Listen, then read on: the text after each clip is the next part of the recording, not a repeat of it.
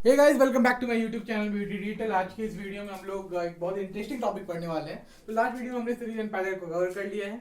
आप हेडिंग देख के समझ जाओगे क्या नाम है। ब्लू पेन, पेपर, कॉपी सब जो आपके पास है वो निकाल लो, क्योंकि ये पढ़ लिए तो 10 नंबर आपके एग्जाम में आ गया। 10 मार्क्स का सीओ शॉर्ट क्वेश्चन आपको रहेगा केवीएल केसीएल से, mesh analysis and nodal analysis से। ठीक है, तो हम लोग इसके बारे में डिस्कस करते हैं कि करके क्या होता है केवीएल, क्या होता है केसीएल। पहला मैंने हेडिंग डाला, ध्यान देना, मैंने पहला हेडिंग डाला KCL. KCL stand for Kirchhoff's current law को हम लोग बोलते हैं केसीएल। चलो पहले इसका डेफिनेशन नोट कर लो, डेफिनेशन नोट कर लो, फिर हम लोग समझते हैं क्या होता है केसीएल। केसीएल बोलता है कि total current across any node, फिर से I repeat, total current across any node in a given network will be zero. तो केसीएल क्या बोल रहा है कि total current across any node, हमने एक नोड बनाया है, ये नोड है मेरा, लेट्स से इस नोड का मैंने नाम दे दिया बी। ठीक है, मैंने इस नोड का नाम दे दिया बी। इस नोड के अक्रॉस टोटल करंट जो होगा वो हमेशा जीरो होगा। मैंने यहाँ पे चार करंट यहाँ बनाया। लेट्स मान लिए कि ये चारों करंट में कुछ इनकमिंग मान लेते हैं, कुछ आउटगोइंग मान लेते हैं। ठीक है, तो मैंने चार करंट बनाया। मैंने बोला ये करंट है I1, ये करंट है I2, ये करंट है I3 और ये करंट है I4। I1 को देखो, I2 को देखो, ये दोनों इनकमिंग है, इनकमिंग करंट है। और ये I3 और I4 ये दोनों आउटगोइंग करंट है। ठीक है, ये आपको फिगर में देख के समझ में आ रहा है। I3 I4 बाहर निकल रहा है, I1 I2 अंदर आ रहा है। तो मैंने क्या बोला, total current across any node क्या होगा, जीरो होगा। चलो ठीक है, तो इसे देखते हैं हम लोग केसीएल को। पहले हम लोग एक कन्वेंशन मान लेते हैं। इस कन्वेंशन को हम लोग थ्रू आउट फॉलो करेंगे। ठीक है, कन्वेंशन देखो, कन्वेंशन लोग बोलते हैं ना, इनसाइड आ रहा है प्लस लो, आउटसाइड जा रहा है माइनस लो। तो दो तरह का कन्वेंशन होता है। पहला कि हम लोग इनकमिंग के लिए हम लोग पॉजिटिव कन्वेंशन लें, पॉजिटिव लें, और आउटगोइंग के लिए हम लोग निगेटिव लें। ठीक है, ये हमारा हो गया first convention. Second convention, incoming negative और आउटगोइंग पॉजिटिव।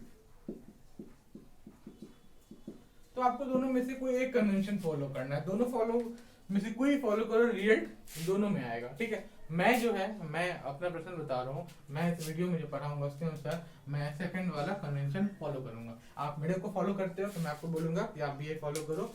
लोग अपने स्टूडेंट जो है अपने टीचर को देखते हैं, अगर वो पॉजिटिव पढ़ा रहे हैं इनकमिंग तो वो पॉजिटिव समझते नहीं। ये दोनों कन्वेंशन होता है, जो आपको पसंद है वो फॉलो कर सकते हो। मैं इस पूरे नेटवर्क में मैं नीचे वाला कन्वेंशन फॉलो करूंगा, और आप मेरे को फॉलो करते हो तो मैं भी बोलूंगा कि आप ये कन्वेंशन को फॉलो करो। चलो उसके आगे देखते हैं। वैसे आप कन्वेंशन आप लोग लिख लेना। ठीक है, लिख लिया होगा आपने, तो मैं इसे रब कर देता हूँ।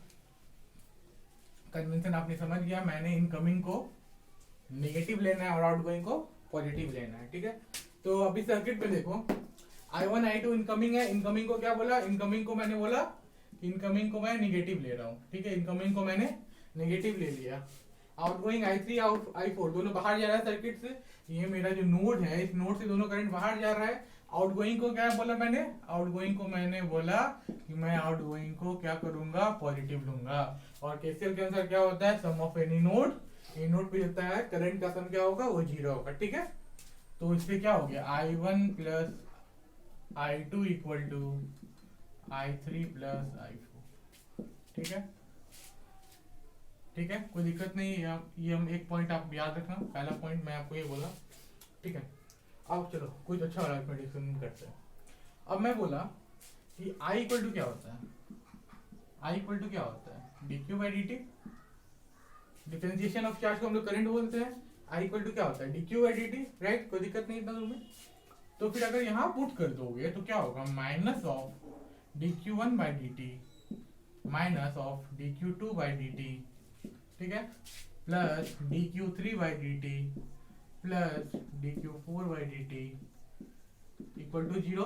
जीरो बोला मैंने क्या बोला कि minus q1 minus q2 plus q3 plus q4 क्या होगा, सब जीरो होगा। इसका मतलब कि ये क्या हो गया, कंजर्वेशन ऑफ चार्ज। ये क्या हो गया, कंजर्वेशन ऑफ चार्ज। तो मैंने बोला कि केसीएल जो है हमारा, ये जो हमारा केसीएल है, इसकी ये और जाना जाता है कंजर्वेशन ऑफ चार्ज के नाम से भी, also known as conservation of charge, conservation of charge. चलो ये तो हमारा हो गया केसीएल। केसीएल में हमने क्या बोला कि किसी भी नोड में जो है इनकमिंग और आउटगोइंग करंट क्या होगा, टोटल करंट इनकमिंग आउटगोइंग मिला के 0 होगा, ठीक है, ये हमने पढ़ लिया। अब ओम्स लॉ क्या था, ओम्स लॉ क्या बोलता था, ओम्स लॉ सर्किट थ्योरी के लिए ओम्स लॉ में हमने पढ़ा था V इक्वल टू क्या होता है, आर आई होता है, ठीक है। तो कोई में आता है ना पाइलोटिंग नोड एनालिसिस, पाइलोटिंग मेश एनालिसिस, तो नोड एनालिसिस क्या होता है, नोडल एनालिसिस जो हम लोग बोलते हैं, नोडल एनालिसिस, तो ये होता है केसीएल प्लस ओम्स लॉ। इन दोनों की कॉम्बिनेशन को क्या बोला जाता है, nodal analysis, KCL plus Ohm's law. तो अगर हमें नोडल एनालिसिस पता नहीं है तो क्या हम नोड एनालिसिस नहीं निकाल सकते, जरूर निकाल सकते हैं, केसीएल या ओम्स लॉ लगा देंगे। ओम्स लॉ तो बाय डिफॉल्ट है पूरे नेटवर्क में, ओम्स लॉ तो मान लो खुद का प्रॉपर्टी है वो ओम्स लॉ, कुछ भी नहीं दिया वो ओम्स लॉ तो लगेगा ही। क्यों, क्योंकि टेम्परेचर ओम्स लॉ में कांस्टेंट, हम पूरे नेटवर्क थ्योरी मान के चलते हैं कि टेम्परेचर हमारा कांस्टेंट है, तो ओम्स लॉ तो बाय डिफॉल्ट लगेगा ही। तो केसीएल प्लस ओम्स लॉ को हम लोग क्या बोलते हैं, नोडल एनालिसिस। हेडिंग डालना नोडल एनालिसिस, हेडिंग डाल दिया नोडल एनालिसिस। चलो कुछ पॉइंट्स लिखते हैं। नोडल एनालिसिस होता है KCL plus Ohm's law. KCL क्या होता है आपने समझ लिया, ओम्स लॉ क्या होता है आपको पता है। केसीएल में क्या होता है, sum of incoming current and outgoing current across any node, जो होता है टोटल करंट क्या होगा वो 0 होगा। इसमें ये जो इसको कंजर्वेशन ऑफ चार्ज भी कहा जाता है, कंजर्वेशन ऑफ चार्ज इक्वेशन के नाम से भी इसको जाना जाता है, कंजर्वेशन ऑफ चार्ज इक्वेशन के नाम से। नोडल एनालिसिस होता है केसीएल प्लस ओम्स लॉ, ठीक है। चलो पॉइंट्स लिखो। पहला पॉइंट नोडल एनालिसिस में, पहला point,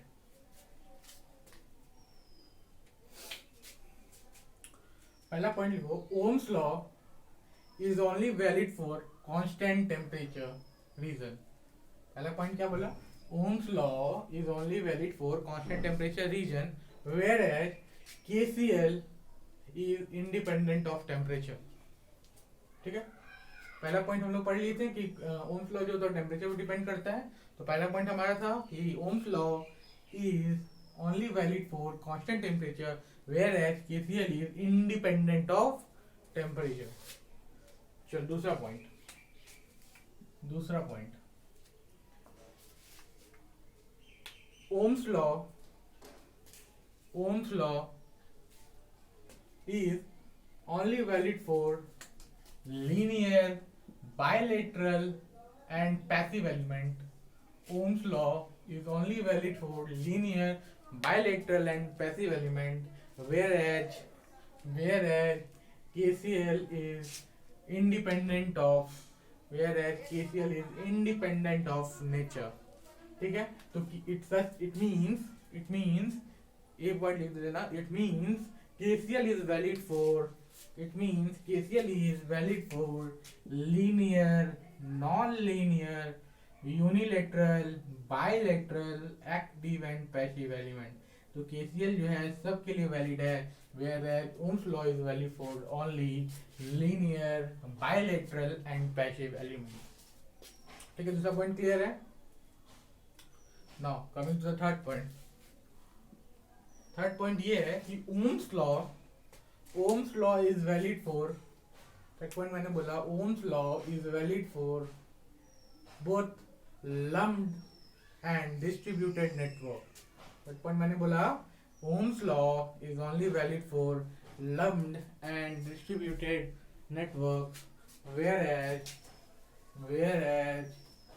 KCL is only valid for lumped electrical network। तो KCL किसके लिए वैलिड है, ओनली लम्प्ड इलेक्ट्रिकल नेटवर्क के लिए वैलिड है। लम्प्ड इलेक्ट्रिकल नेटवर्क मतलब जो नेटवर्क एलिमेंट्स जो होते हैं वो अलग अलग कनेक्टेड रहते हैं ना, उसको हम लोग बोलते हैं लम्प्ड इलेक्ट्रिकल नेटवर्क। तो KCL से वैलिड है लम्प्ड इलेक्ट्रिकल नेटवर्क पे। तो हम लोग क्या हुआ कि हमने KCL का प्रॉपर्टी देख लिया, ओम्स लॉ का प्रॉपर्टी देख लिया, अब दोनों को मिला के बनता है नोडल एनालिसिस। तो नोडल एनालिसिस का प्रॉपर्टी ये होगा, नोडल एनालिसिस का प्रॉपर्टी ये होगा, पहला property, nodal analysis is valid for constant temperature. ये वैलिड होगा कांस्टेंट टेम्परेचर के लिए। Nodal analysis is valid for only linear bilateral and passive elements के लिए नोडल एनालिसिस वैलिड होगा। And the third point nodal analysis is only valid for lumped electrical network। lumped electrical network के लिए nodal analysis valid होगा। lumped electrical network, चलो ये था nodal analysis का कॉन्सेप्ट, आप समझ गए होंगे। नोडल एनालिसिस होता है केसीएल प्लस ओम्स लॉ को हम लोग क्या बोलते हैं, नोडल एनालिसिस। चलो हम लोग बढ़ते हैं केवीएल की तरफ।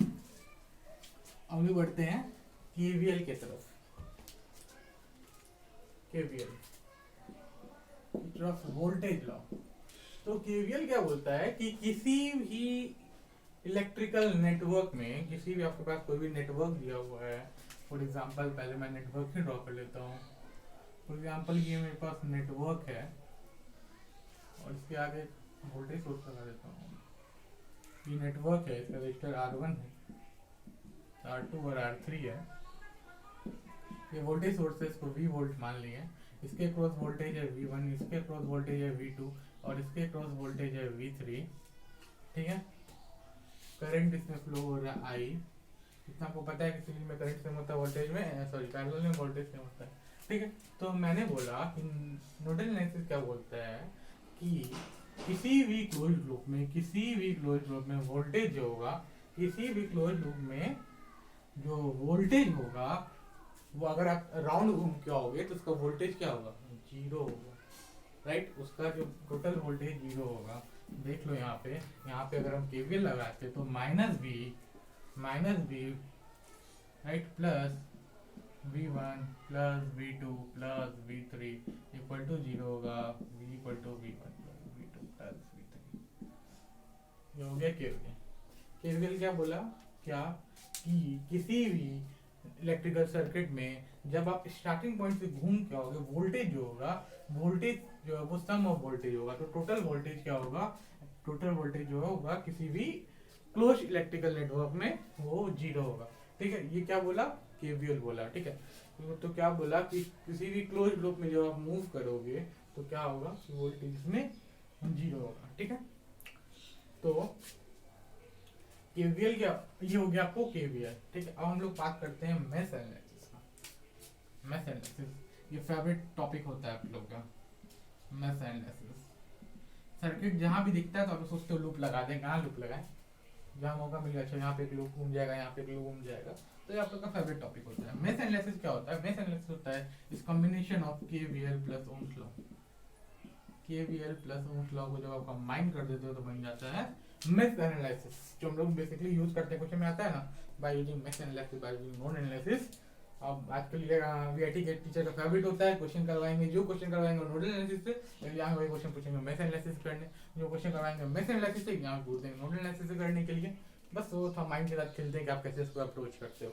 देखेंगे जब हम भी कॉलेज में थे तो बहुत डर लगता था कि कैसे होगा नेटवर्क, जो कि नेटवर्क बहुत ईजी पेपर है, बहुत ईजी पेपर है, आप समझने पर डिपेंड करता है। ठीक है, तो मेश एनालिसिस क्या हुआ, केवीएल प्लस ओम्स लॉ। मैं बोल रहा हूँ पॉइंट्स, मैं ये पॉइंट बोल रहा हूँ कि ऑल द प्रॉपर्टीज